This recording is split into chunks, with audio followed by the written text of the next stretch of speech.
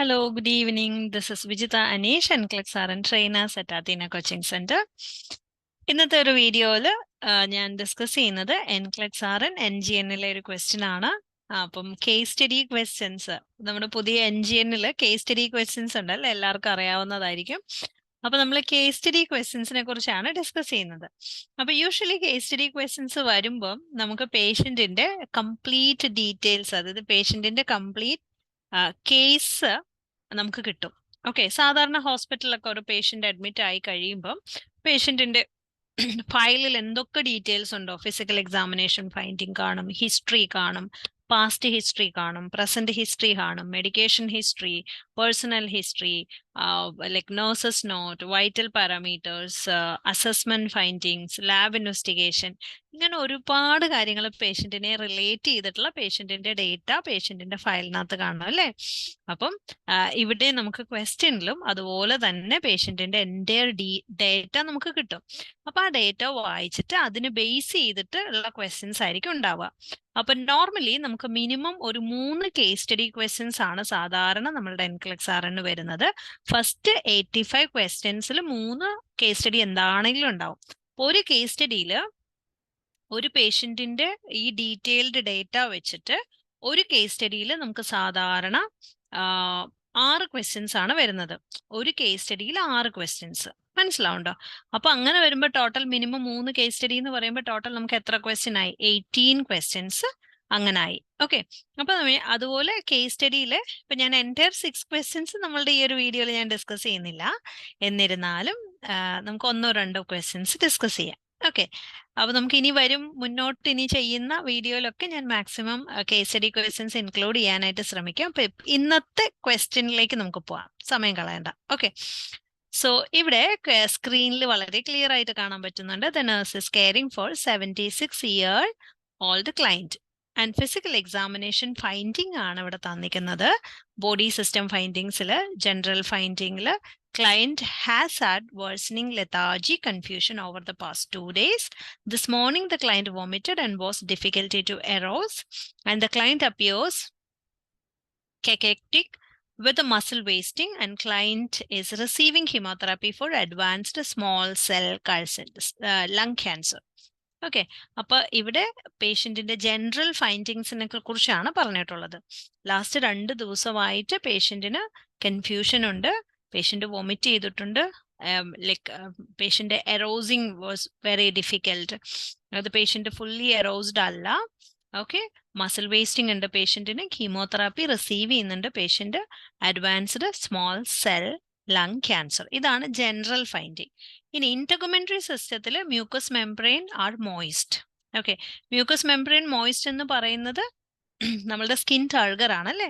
ഇപ്പൊ dehydration assess ചെയ്യുന്ന ഒരു ഫൈൻഡിങ് ആണ് കേട്ടോ അത്. ഇനി പൾമണറിയിൽ vital signs respiratory rate 16, not very bad. Saturation is 96 on room air, it's good. And breathing is unlaboured. Breathing sounds are clear bilaterally.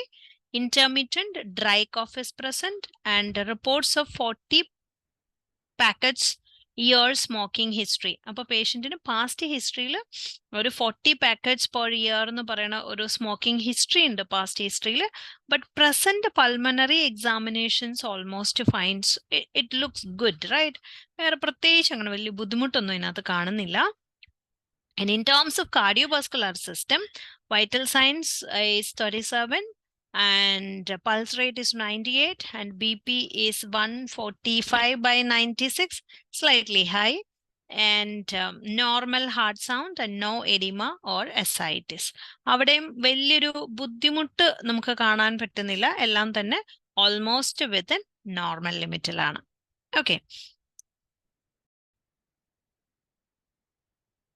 genitourinary system, concentrated dark amber colored urine, and client's spouse states that the client has urinated only once or twice daily for the past 3 days. കഴിഞ്ഞ 3 ദിവസമായിട്ട് patient വളരെ concentrated ആയിട്ടുള്ള കുറച്ച് amount of urine ആണ് pass ചെയ്യുന്നത്, അതാണ് അവിടെ പറഞ്ഞിരിക്കുന്നത്. സോ ദാറ്റ് ഈസ് സംതിങ്, ഒരു ബാഡ് എന്ന് പറയാം, ലൈക്ക് കൺസേൺഡ് സൈൻ ആണ്. ഫൈൻ.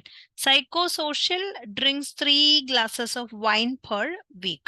അതാണ് സൈക്കോസോഷ്യൽ ഹിസ്റ്ററിയിൽ പറയുന്നത്. അപ്പൊ ഇവിടെ പേഷ്യന്റിന്റെ ബേസിക് ഹിസ്റ്ററി ഡേറ്റാസ് ആണ് ഇവിടെ തന്നിരിക്കുന്നത്. അപ്പൊ നമുക്ക് ആ ഹിസ്റ്ററി ഡേറ്റാസ് ഒക്കെ ഓർത്ത് വെക്കണം കേട്ടോ.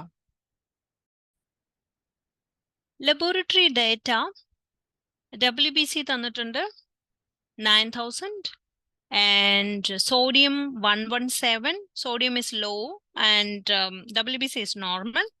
സോഡിയം വാല്യൂ 117 ആണ്. സോഡിയം വാല്യൂ കുറച്ച് കുറവാണ്.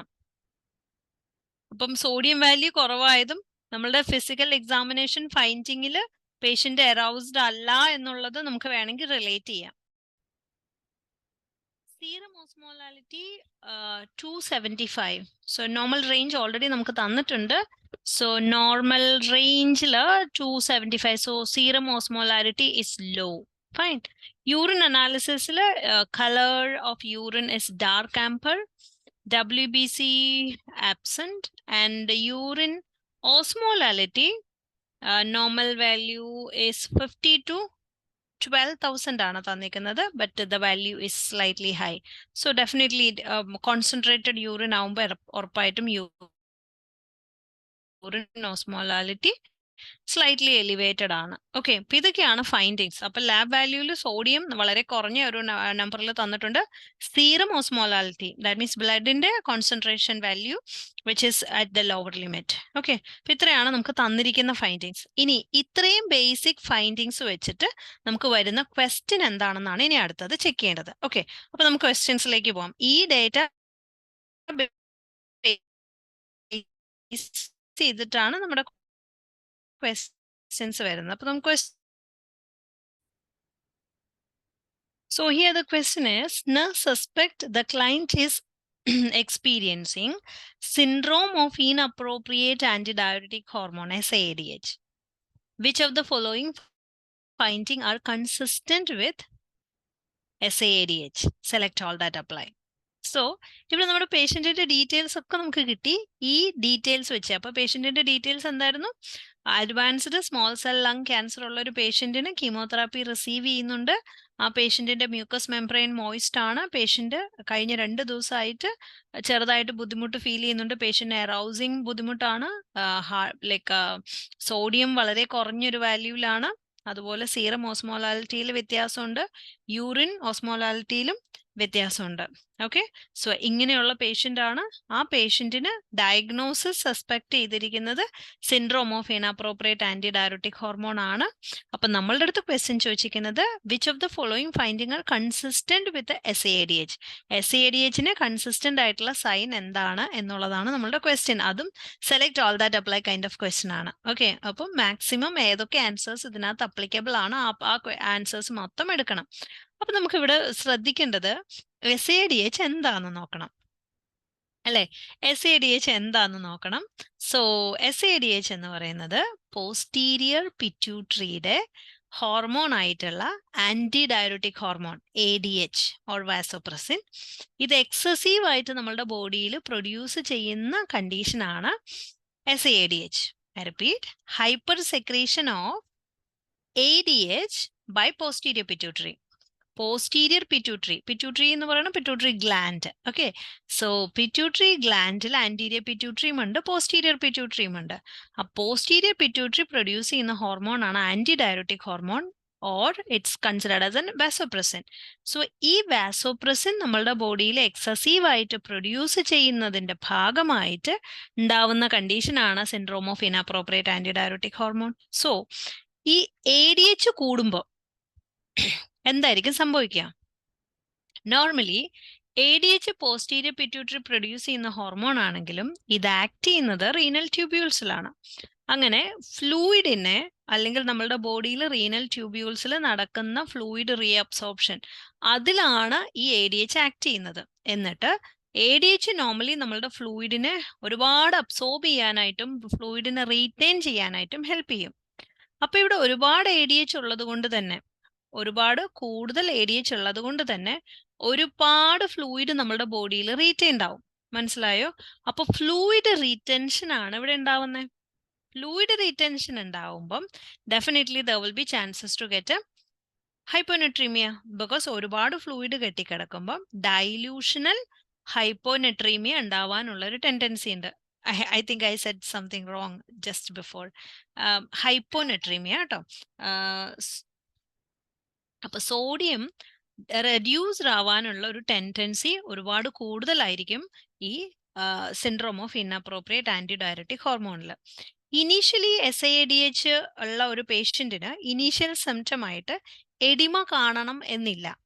പക്ഷെ ഫ്ലൂയിഡ് എക്സ്ട്രാ സെല്ലുലാർ ഏരിയയിൽ ഫ്ലൂയിഡ് ഒരുപാട് കെട്ടിക്കിടക്കുകയും അങ്ങനെ ഡൈലൂഷണറി ഹൈപ്പോനെട്രീമി ഉണ്ടാവും. ഫ്ലൂയിഡ് ഒരുപാട് റീറ്റെയിൻഡ് ആയിട്ട് അത് പൾമണറി എഡിമയിലേക്ക് വരെ എത്താനുള്ളൊരു ടെൻഡൻസി ഉണ്ട്. ഓക്കെ, അപ്പൊ ഇതാണ് ബേസിക്കലി നമ്മളുടെ SADH കാണുന്നത്. ക്ലിയർ ആയോ? അപ്പൊ പോസ്റ്റീരിയർ പിറ്റ്യൂട്ടറിയുടെ ഹോർമോൺ ആയിട്ടുള്ള ADH എക്സസീവ് ആയിട്ട് പ്രൊഡ്യൂസ് ചെയ്യുന്നതാണ് syndrome of inappropriate anti diuretic hormone, SIADH എന്ന് നമുക്ക് വേണമെങ്കിൽ വിളിക്കാം കേട്ടോ. ഓക്കെ, സോ ഇവിടെ അതുമായിട്ട് കൺസിസ്റ്റന്റ് ആയിട്ടുള്ള സൈൻ ആണ് നമുക്ക് വേണ്ടത്. മെന്റൽ സ്റ്റാറ്റസ് ഉണ്ട്, യൂറിനറി ഔട്ട്പുട്ട് ഉണ്ട്, സീറം WBC കൗണ്ട് ഉണ്ട്, സീറം സോഡിയം ലെവൽ ഉണ്ട്, യൂറിൻ സ്പെസിഫിക് ഗ്രാവിറ്റി. അപ്പം ഇവിടെ നമുക്ക് കൺസിസ്റ്റന്റ് ആയിട്ടുള്ള എല്ലാ സൈൻസും നമുക്ക് സെലക്ട് ചെയ്യണം. So this is your time. You can just select your answer. So I will give you few seconds. So you can select your answers and you can just note it down. നമ്മളുടെ answer not ചെയ്യുക. എന്നിട്ട് നമുക്ക് അടുത്ത answer, correct answer ഏതാന്ന് നോക്കാം. Okay, mental status വരുന്നുണ്ടോ എന്ന് അറിയാൻ വേണ്ടിയിട്ട് ബേസിക്കലി ഇവിടെ ക്വസ്റ്റ്യനിൽ തന്നെ നമുക്കൊരു മെന്റൽ സ്റ്റാറ്റസ് എഫക്റ്റഡ് ആയിട്ടുണ്ട് അല്ലേ. സോഡിയം കുറയുന്ന സമയത്ത് എപ്പോഴും മെന്റൽ സ്റ്റാറ്റസിൽ വ്യത്യാസം ഉണ്ടാവും. യൂറിൻ ഔട്ട്പുട്ടിൽ വ്യത്യാസം വരുമോ? ബിക്കോസ് ഫ്ലൂയിഡ് ഒരുപാട് റീറ്റെയിൻ ചെയ്ത് കഴിയുമ്പോഴത്തേക്ക് യൂറിൻ ഔട്ട്പുട്ടിൽ വ്യത്യാസം ഉണ്ടായിരിക്കും അല്ലേ. കുറച്ച് യൂറിൻ അല്ലേ പുറത്തേക്ക് പോകുള്ളൂ, അപ്പൊ അത് വരാം. പിന്നെ സീറം WBC കൗണ്ടിൽ വലിയ കാര്യമായിട്ട് ചേഞ്ചസ് വരുന്നുണ്ടോ? WBC നോർമലി ഇൻഫെക്ഷൻ മാർക്കർ ആയിട്ട് കൺസിഡർ ചെയ്യുന്നത്. നിങ്ങൾ ചിന്തിച്ചു നോക്കൂ അത് വരുമോ വരില്ലയോ എന്ന്. ആൻഡ് സീറം സോഡിയം ലെവൽ എന്ന് പറഞ്ഞാൽ ബ്ലഡിലുള്ള സോഡിയത്തിന്റെ അളവ്.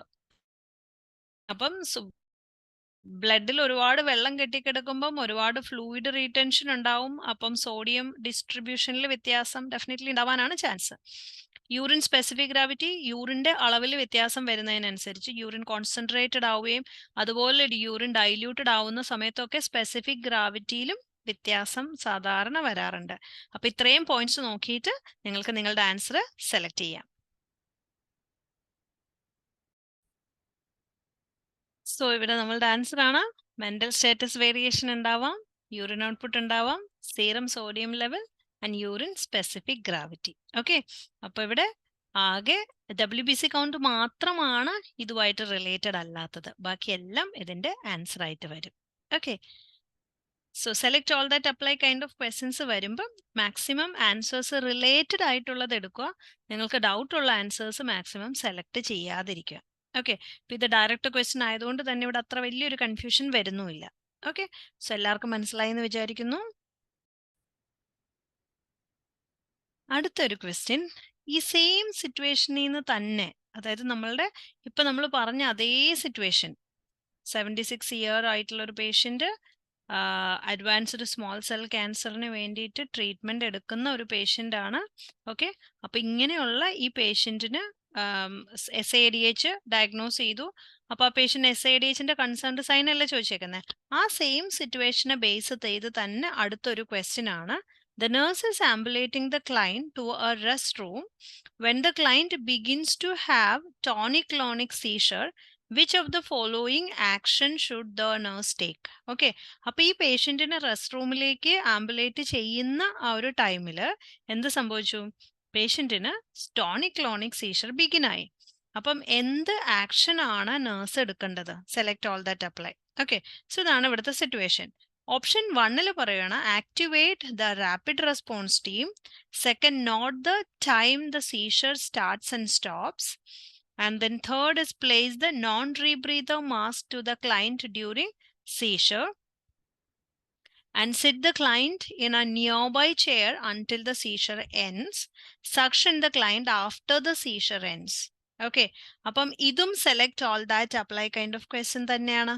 ഓക്കെ, അപ്പൊ നമുക്ക് നോക്കാം ഇവിടെ ഒരു പേഷ്യന്റിന് ഹോൾവേയിൽ നമ്മൾ ആംബുലേറ്റ് ചെയ്തുകൊണ്ടിരുന്നു, റെസ്റ്റ് റൂമിലേക്ക് ആംബുലേറ്റ് ചെയ്ത് കൊണ്ടുപോയതാണ്.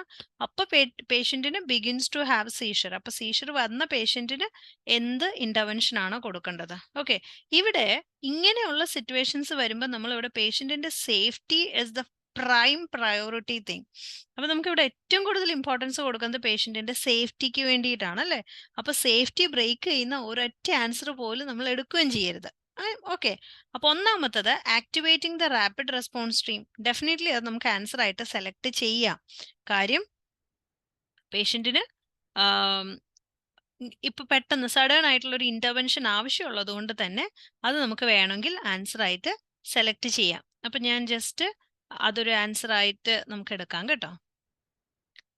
So I'll just give tick mark for that. ഇനി note the time seizure starts and stop. എപ്പോഴും നമ്മൾ സീഷർ ഉള്ള പേഷ്യന്റിനെ കെയർ ചെയ്യുമ്പോൾ ശ്രദ്ധിക്കേണ്ട ഒരു കാര്യം, the seizure timing has, which is something very very important, because there are different kind of seizure. ഒരുപാട് seizure ഉണ്ട്. ടോണിക് സീഷർ ഉണ്ട്, ടോണിക് ക്ലോണിക് സീഷർ ഉണ്ട്, മയോക്ലോണിക് സീഷർ ഉണ്ട്, എറ്റോണിക് സീഷർ ഉണ്ട്, ഒരുപാട് ആബ്സെൻസ് സീഷർ ഉണ്ട്. അങ്ങനെ ഒരുപാട് ടൈപ്പ് ഓഫ് സീഷർ ഉണ്ട്. ഈ സീഷർ ഒക്കെ നമ്മൾ എങ്ങനെയാണ് ഐഡന്റിഫൈ ചെയ്യുന്നതെന്ന് ചോദിച്ചു കഴിഞ്ഞാൽ, ഓരോ സീഷറിന്റെയും പെക്യൂലിയാരിറ്റിയും അതിന് വരുന്ന ടൈമും ഡിഫറെൻ്റ് ആണ്. അപ്പൊ അതനുസരിച്ചാണ് നമ്മൾ സീഷർ എങ്ങനെയാണെന്നുള്ളത് ഐഡന്റിഫൈ ചെയ്യുന്നത്. അപ്പൊ എപ്പോഴും സീഷർ മാനേജ് ചെയ്യുന്ന സമയത്ത് അതിനെ ക്ലോസ് ആയിട്ട് ഒബ്സർവ് ചെയ്യുകയും അതുപോലെ തന്നെ അത് നോട്ട് ചെയ്യുകയും ചെയ്യുക എന്നുള്ളത് വളരെ ഇമ്പോർട്ടൻ്റ് ആയിട്ടുള്ള ഒരു പോയിന്റ് ആണ്. സോ ഞാൻ അതിനും ഒരു ഇമ്പോർട്ടൻസ് കൊടുക്കുന്നു. And then place a non rebreather mask on the clients during the seizure. അതിന്റെ ആവശ്യമുണ്ടോ? സീഷർ ഉള്ള സമയത്ത് പേഷ്യന്റിന് ഒരു നോൺ റീബ്രീതർ മാസ്ക് കീപ്പ് ചെയ്യുക എന്നുള്ളത് definitely it is not necessary. നമുക്കത് കളയാം, അപ്പൊ അത് ആവശ്യമില്ല. അടുത്തത് sit the client nearby chair until the seizure ends. Sit the client in a nearby chair. പേഷ്യന്റിനെ ചെയറിൽ ഇരുത്തിയിട്ട് സീഷർ എൻഡ് ആവുന്ന വരെ പേഷ്യന്റിനെ ഒരു അടുത്തുള്ള ചെയറിൽ ഇരുത്തുക എന്നുള്ളത് എപ്പോഴും ശ്രദ്ധിക്കേണ്ട ഒരു പോയിന്റ് ആണ്. സീഷർ ഉള്ള പേഷ്യന്റിന് നമ്മൾ എപ്പോഴും സുപ്പൈൻ സ്ട്രെയിറ്റ് പൊസിഷൻ, നേരെ തറയിൽ കിടത്തുക. And then head can be turned to one side, because aspiration വരാണ്ടിരിക്കാൻ വേണ്ടിയിട്ട്. If it is possible patient can be turn to one side. അല്ലാന്നുണ്ടെങ്കിൽ പേഷ്യന്റിന്റെ ഹെഡ് ഒരു സൈഡിലേക്ക് ചെരിച്ചു വെക്കുക. ഓക്കെ, സേഫ്റ്റി ഏറ്റവും ഇമ്പോർട്ടൻ്റ് ആയിട്ടുള്ള, never ever allow the patient to sit. Okay, പേഷ്യന്റിന് ഇരിക്കുക, ചെയറിൽ ഇരുത്തുക, കട്ടിലയിൽ ഒരു സൈഡിൽ കിടത്തുക, അതൊക്കെ തെറ്റാണ്. എപ്പോഴും സേഫ്റ്റിക്ക് വേണം പ്രയോറിറ്റി കൊടുക്കാൻ. Suction the client after seizure ends. Seizure end ആവുമ്പോൾ സക്ഷൻ ചെയ്യുക. That also very good, because there will be excessive secretions, right? അപ്പോൾ ഒത്തിരി സെക്രേഷൻസ് ഉണ്ടാവുന്നത് കൊണ്ട് തന്നെ നമുക്ക് എന്ത് ചെയ്യണം? സക്ഷൻ ചെയ്തിട്ട് ആ സെക്രേഷൻസ് റിമൂവ് ചെയ്യുന്നത്. എപ്പോഴാണ് സക്ഷൻ ചെയ്യേണ്ടത്? സീഷർ ഉള്ളപ്പോഴാണോ സക്ഷൻ ചെയ്യേണ്ടത്? അല്ല, സീഷർ വന്ന് കഴിയുമ്പം പേഷ്യന്റിന് സക്ഷൻ ചെയ്യുക എന്നുള്ളത്, സീഷർ കഴിഞ്ഞു കഴിയുമ്പം സെക്രേഷൻസ് ഉണ്ടാവില്ല, അത് സക്ഷൻ ചെയ്ത് റിമൂവ് ചെയ്യുക. സീഷർ ഉള്ള സമയത്ത് സക്ഷൻ ചെയ്യാനായിട്ട് പോകണ്ട. ഓക്കെ, അപ്പൊ സീഷറിനെ മാനേജ് ചെയ്യുമ്പോൾ നമുക്ക് എപ്പോഴും ശ്രദ്ധിക്കേണ്ട ഒരു കാര്യം പേഷ്യന്റിന്റെ സേഫ്റ്റിയാണ്. സേഫ്റ്റി ബ്രേക്ക് ചെയ്യുന്ന ഒരു ഇന്റർവെൻഷൻ പോലും എടുക്കരുത്. ഓക്കെ, അപ്പൊ ഇതുപോലാണ് നമ്മളുടെ കേസ് സ്റ്റഡി ക്വസ്റ്റ്യൻസ് വരുന്നത്. അതായത് ഒരേ പേഷ്യന്റിന്റെ ഡേറ്റ തന്നെ ഉപയോഗിച്ച്, അതായത് പേഷ്യന്റിന്റെ ഹിസ്റ്ററി വ്യത്യാസമൊന്നുമില്ല, സെയിം പേഷ്യന്റ്, ആ സെയിം പേഷ്യന്റിന്റെ ഡേറ്റ ബേസ് ചെയ്തിട്ട് നമുക്ക് കുറെ അധികം ക്വസ്റ്റ്യൻസ് ആയിരിക്കും വരുന്നത്. ഓക്കെ, അപ്പൊ ഇത് ഏറ്റവും ഇമ്പോർട്ടൻ്റ് ആയിട്ടുള്ള 2 ക്വസ്റ്റ്യൻസ് ആണ് ഞാൻ പറഞ്ഞത്. ഇപ്പൊ select all that apply kind of question ആണ്. സാറ്റ ക്വസ്റ്റ്യൻസ് ഒരുപാട് നമുക്ക് വരാം. ഇതും ഞാൻ I have selected from a case study question. Okay, അപ്പം ഇതുപോലെയുള്ള ക്വസ്റ്റ്യൻ ഡിസ്കഷനുമായിട്ട് നമുക്കിനി അടുത്ത വീഡിയോയിൽ കാണാം. Thank you. NCLEX R N എക്സാംസിന് പ്രിപ്പയർ ചെയ്യുന്നവർ ഒട്ടും മറക്കരുത്, ക്വസ്റ്റ്യൻസ് നന്നായിട്ട് പ്രാക്ടീസ് ചെയ്യണം. ക്വസ്റ്റ്യൻസ് പ്രാക്ടീസ് ചെയ്യുമ്പം ആ ക്വസ്റ്റ്യൻ്റെ അകത്തുള്ള മീനിങ്ങും അതിൻ്റെ കൺസേണും മനസ്സിലാക്കിയിട്ട് വേണം ക്വസ്റ്റ്യൻസ് ചെയ്യാനായിട്ട്. So thank you for watching. Bye. God bless you all.